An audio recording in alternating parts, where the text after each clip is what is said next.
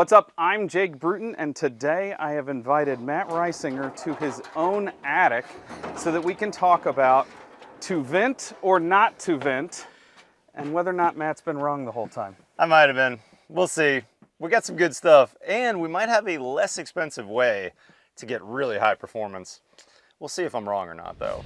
Let's get going.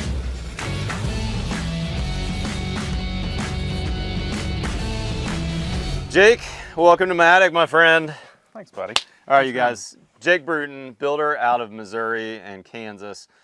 Jake, I've made a video, I've actually made a lot of videos about conditioned attics. We're in my attic here. We're in the air-conditioned space of the house. All my ductwork's in this air-conditioned space. It also has allowed me to put some good storage up here, but I don't have basements like you do.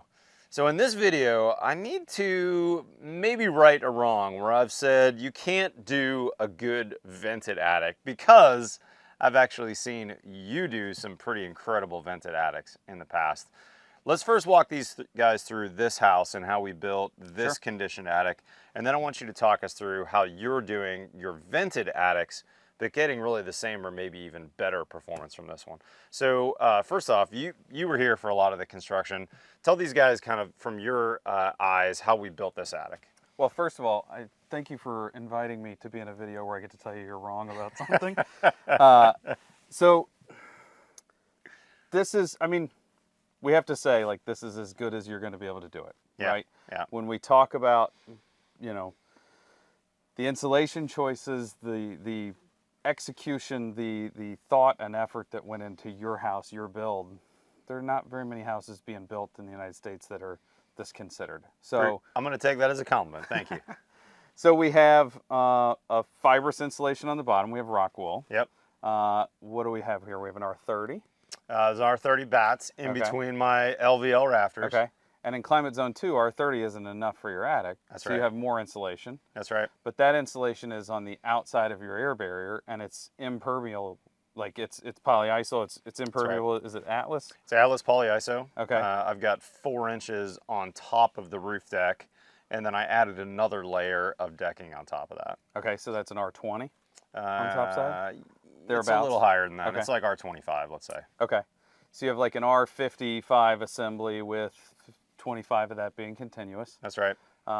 You have no vents at the eaves because we don't want any air getting into the assembly. That's right. And you have a vapor diffusion port at the ridge. Yep. You got it. And I think vapor diffusion port is a 2018 in the IRC, so it's basically, it's still sealed. Yep. It's just a vapor open material on the top side, because the code and science recognizes that any moisture migration that gets into this then is going to travel its way upward. Exactly. And then we'll have a potential for collection up here. Yep. Right. But one thing I want to point out that you said that I want to make sure that people understand is there's no vents in this attic to the outside. Yep. This is in effect another room in my house. It just doesn't have drywall, and it doesn't have necessarily a bunch of AC vents up here. It's never hotter than maybe 3 or 4 degrees, or colder than 3 or 4 degrees than the rest of the bedrooms, which are below us. Okay. So you do or do not have mechanical into here? I don't. I just have some duct leakage into the space, but no specific mechanicals. Okay. And behind you on my ERV, which is behind us, my Zender system, I have an extraction out of this attic space. So my attic ladder is probably fairly leaky. It's not an airtight ladder. It's not an insulated ladder. It's a big opening. It's a big opening. And that Zender is probably sucking around 20 CFM continuously out of the attic. So we never have any stale air up here. That's right. And the fact that we're not insulated between here and the floor, or here in the rooms below, they share temperature, our ducts leak into here, and then this is causing depressurization on the space. So it's pulling HVAC up. So exactly. You're fine to store things up here the same way we would in a basement. That's right. In effect, this is an upside down basement. Yeah. It's the closet. It just happens to be above the bedrooms. That's right. So you have storage space. You have mechanical space. You have all of your HVAC lines run through the envelope instead of into an unfinished attic. That's right. All my ducts are running up into this space. Nothing is outside of my envelope. And you have access to all of it too. Yep. So coming up here to change a filter is a set of steps. It's super easy. I mean, a set of steps, and I'm in a nice air-conditioned space. I drop my filters out of whatever. maintain things, super easy. However, the one penalty that you spend on this, to your point, is dollars. Yeah. Right? This is probably the most, maybe not the most, but this is one of the more expensive ways that you can build. Now, we do have ultimate performance. So let's say where I'm wrong then, or where I think I've said in videos, we really can't do a vented attic well. And let me couch that, and then we're going to talk about how you do vented attics. So one of my big concerns in Texas, Jake, is that for decades and decades, we've insulated at the floor line. Yep. We've done a pretty poor level of air sealing between the house and the attic. And then we put these flex ducts everywhere into attics that R7. are R7 ducts. And in Texas, really throughout the whole South, on a summer day, it can be 120 to maybe 140 up in that attic. It's hot. Forget about radiant barrier decking. It's still hot up there, even with all these mitigation practices. Yep. So now I've got ducts with maybe a 60-degree delta, maybe more, between the inside of the duct and the outside of the duct. It's a recipe for sweating. I've never been in an attic that had ductwork where I haven't found mold somewhere on the ductwork, on the filters, on the duct board, inside the ducts. It's a recipe for disaster. And whenever those ducts leak, and they're going to leak somewhat, now I've got an air exchange between the outside and the inside. So putting ducts out of the conditioned space and into vented attics, I think, in my defense, is why I've been kind of preaching about how we shouldn't do vented attics. Now let's fast forward and talk about how Jake does a vented attic. Because the first time I saw it, there are people that still put the whole mechanical system in the attic. We still see air handlers in the attic, and it's like there's no way you're insulating that air handler box so that it doesn't condense. No, for sure. On the other hand, Jake, let's think about, first off, let's go back to, Jake did a whole series, our first actual follow the build series called the Build Show Build House. Hilltop Arrow, you call it. Yep. This is a house that had a bit of a basement, a first floor, and then a portion of the house that had a second floor above. And I remember specifically going into that second floor in framing and thinking, where are the interior walls? There's no interior walls. Now, talk us through how we do this vented attic of yours. Yeah, so we talked briefly about the air moving from one layer to the other layer, right? We want if we're going to make all of this outside the envelope, then there actually has to be a continuity of the envelope below us. So if we're outside, there has to be an air barrier here. Yep. And for that air barrier to be continuous, there are certainly ways that you can do it, drywall or roll barriers or anything. But for us, that continuity is very easy if we can do it in one big monolithic sheet. We're not putting up one big piece of gypsum in that case. We're putting up 4x8 sheets or 4x10 or whatever, and then we're fire taping it before we put up any walls. That's right. So it's continuous, meaning Steve Basic is our architect on quite a bit of our projects, and Steve's really good about knowing how far we can go with our design before we have to have interior partitions that are load-bearing. And so we have no load-bearing partitions in the majority of the houses that we build. So everything sits on the exterior wall. There you go. So in other words, when you walk into that house and you're in the framing stage, that house could be completely framed on the exterior, but you wouldn't have any load coming from an attic through the center or through an interior portion of the house. So in effect, it kind of looks like a big barn when you walk in, right? Well, actually, that's how I explain it to people, because we get pushback from time to time, like, don't you have to have walls on the inside, either from a client or from the comment section, They build barns that are way bigger than that. All the time. Inside. We're talking about, 30 feet from front to back, and then 60 feet long. Like, we're only spanning 30 feet, you know? So it's very simple in single-family residential to engineer a system so that there are no load-bearing partitions on the inside, if you think about it to begin with. And then you also need to get your engineer involved. So for instance, we work with Builders First Source for our trusses. And instead of using really expensive rafters or even LVL rafters like I used here, most of your houses are using pretty off-the-shelf 2x4 trusses that are probably, a quarter of the cost of the way I framed this attic, right? Yeah. It's and the benefit of doing trusses in our market, the engineering comes with it, so we don't have to hire a separate engineer. Right. There are times where we go. VFS does the truss engineering for you. There are times where we go to permit without even having an engineer on the team because everything is easily explained in the code. I realize that not all houses are like that. I realize that we live in a very safe space from a design perspective because we work with good team members. Yep. But there's like one more cost savings. Yeah, that's right. We pay for the engineering obviously when we pay for the trusses, but we didn't have to have an engineer draw the trusses and then have them verified to somebody. Huge. There's some simplicity there that is a real benefit on the cost stand front. That's right. So it starts in some respects with your architect, with your designer, with the person really thinking about the overall house, making sure that we can design it in a way that there's not going to be interior load-bearing partitions. So that then, here's the part that I remember the very first time I saw it, it blew my mind. You can hang that drywall on the ceiling in a continuous fashion without any partitions in the way. Yep. Still in the framing stage, there's no insulation on the walls, just on the ceiling. And this is before the trades come as well. And what's the purpose of that? Well, you have better control over what holes you have to fill if they have to make a hole rather than you try to repair a hole. It's a great way to say it. If they drill a hole through a top plate that then you have to get to from the top and the bottom and potentially between two plates to seal, that's darn near impossible. But if I have a membrane that they have to poke a hole in and I only have to worry about that one membrane, it's fairly simple. For us, a lot of times we'll chalk lines on our rock to show where the wall's going to go anyway. Yep. We just chalk them on the ceiling instead of on the floor, and then the electricians or the plumbers or whoever can come in and drill those holes before we frame interior partitions even. That's awesome. So everything's there, it's accessible. You can roll 2 layers of scaffolding around and hit everything in a couple hours to air seal everything with cost-effective measures, either a can of foam or a little bit of sealant or something like that. And then all the framing that happens after that, I'm not asking my framers to do air sealing details there. Yeah.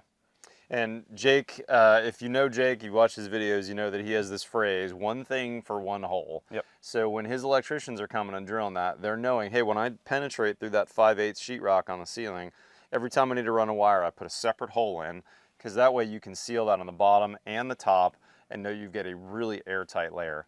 What about recessed cans? What do you do about recessed cans? Yeah, so there are a couple different ways that we do it. If we're not doing the drywall method, we may use like a Sega's Myrex or something on the bottom of our trusses and then fur down a raceway. So 2x4s are enough to get the pancake cans in. Yep. Yep. Traditional style can lights with the big box, they're kind of not our cup of tea anymore.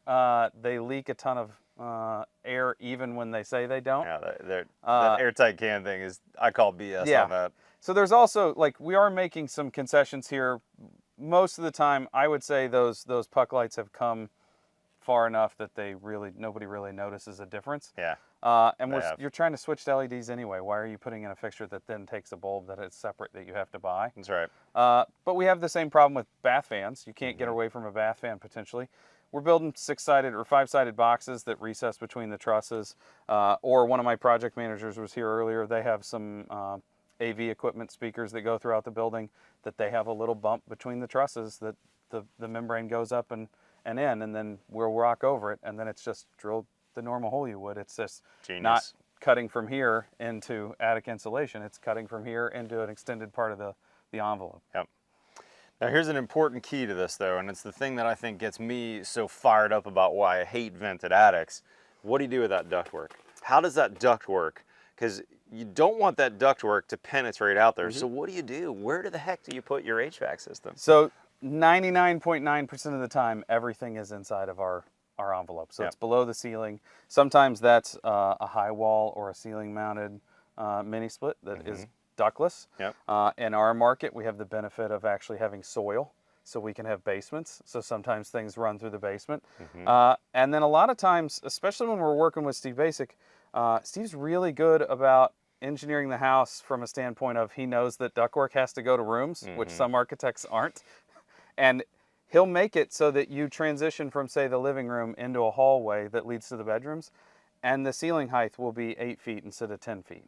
And then when you go back into the rooms, there's this sense of grandeur when it goes back up. But in actuality, you have ductwork coming in above your head that just blows into the room now. So in other words, you've got this kind of 2-foot fur down in the hallway. The sheetrock's already up before the HVAC guy comes. So when he puts his duct in and puts that in the hallway, he's able to put it below the sheetrock, screw through wherever he needs to into structure, into your trusses, add that insulation, or pardon me, add that ductwork, And now all that's below the air barrier, and none of that, this is key, none of that's running through the attic. Yeah. And this is where I think I was wrong, but I was also right. And I'm eating a little bit of crow here because I think I've said that you can't have a good vented attic, but in fact you can. And there's, I think, 2 reasons why you can, Jake. And I think a big reason why a lot of people are watching this is cost. Talk to me about the difference in cost between what you see here at my attic, Yeah. or even if this was just a basic spray foamed attic versus what you're doing. Yeah. So in our systems, let's start with the insulation. We talked kind of first about the insulation here. Rockwool's a great insulation, but it's not the most cost-effective thing on the market. No, it's the more... polyiso is the same way. Yep. One of the most cost-effective things you can do is blown-in fiberglass or blown-in cellulose. Yeah. In my market, that's most markets, true in but most not markets. all. Yep. There are certainly places where you can get closed cell spray foam cheaper than you can get cellulose, but they're few and far between. So we can get, you know, your R55, we can get to an R70 for 20% of the cost, probably max. So we we're can talking about how many inches of 22 inches, 24 inches. And if you need more, just blow in a little more, right? Yeah. And, you know, we have all the space in the world. You want to fill whatever you want to fill. There's a point where you get very little back on the return once you get to a certain R value. But if you wanted to plop R70 up here and do it with cellulose, they're going to do it in a day.